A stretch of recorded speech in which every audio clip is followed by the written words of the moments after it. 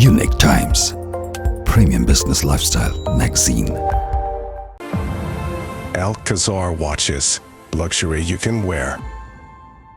From a modest start in Thrissur to creating ripples on the global banking stage, K. Paul Thomas has built more than a financial institution. He's built a mission. His journey from launching ESAF as a small NGO in 1992 to establishing one of India's most values-driven small finance banks is a powerful narrative of compassion, led leadership, and inclusive finance. At a time when India was just opening up to economic liberalization, Paul chose a path few considered, prioritizing people over profits. By 1995, ESAF had already launched its Microenterprises Development (MED) division, long before the term microfinance gained prominence. His pioneering focus was on women in underbanked regions, often overlooked by traditional banking systems. Rather than offering charity, he believed in giving people, especially the poor, an opportunity to prove themselves through access to dignified finance. Over the decades, ESAF evolved from a grassroots initiative into a full-fledged small finance bank. With over 780 banking outlets spread across 24 states and 2 union territories, it now serves more than 9.4 million customers. Yet the bank's core remains the same. It's not just a bank, but a movement focused on social transformation. Paul's foresight led him to introduce the concept of self-help groups and joint liability models even before these became mainstream. Drawing inspiration from Nobel laureate Muhammad Yunus and his Grameen Bank model, he customized the idea to suit India's diverse socioeconomic landscape. His approach, door-to-door community engagement, building trust, and facilitating savings and loans planted the seeds for sustainable financial ecosystems. A landmark moment came in 2017 when ESAF received its banking license, making it the first bank from Kerala to do so post-independence. This milestone was not just about regulatory approval, but recognition of the tireless groundwork done over decades. ESAF's banking model was distinctly different. It focused on financial inclusion, rural entrepreneurship,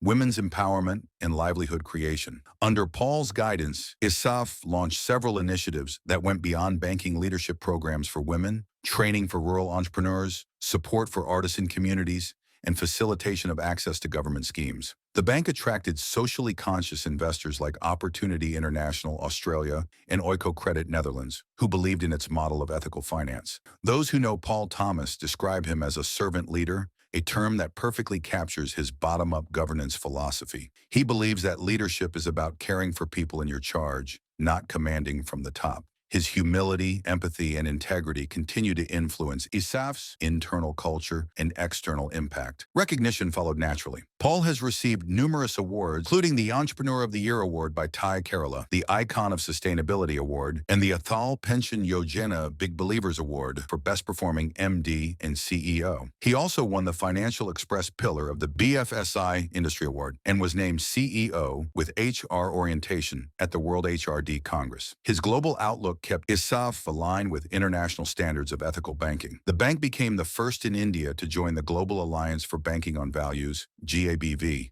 aligning itself with institutions that prioritize sustainable development and inclusive finance. ESAF also became a member of the World Fair Trade Organization and was a finalist at the European Microfinance Awards in 2014 and 2018. Paul Thomas's work with the unorganized sector is among his most impactful contributions. He enabled informal workers who form the backbone of India's economy to be seen, supported, and included. Through skill building, branding support, and financial services, ESAF helped them transition from invisibility to dignity. Beyond ESAF, Paul has taken up influential roles, including chairman of SADAN, a regulatory body for community finance, and former leadership roles in the Thrissur Management Association in CII Kerala chapter. These roles reflect his commitment to shaping not just institutions, but the broader financial ecosystem in India. For Paul, impact always outweighs accolades. While he acknowledges the honors, he measures success by the real stories of lives changed, people rising out of poverty, women becoming leaders, and communities being empowered. At 62, K. Paul Thomas continues to lead with unwavering belief in the power of ethical finance. He envisions a future where India's real revolution is not technological, but social, anchored in inclusion, dignity, and opportunity. His life and leadership remind us that the most powerful businesses are those rooted in humanity, trust, and values.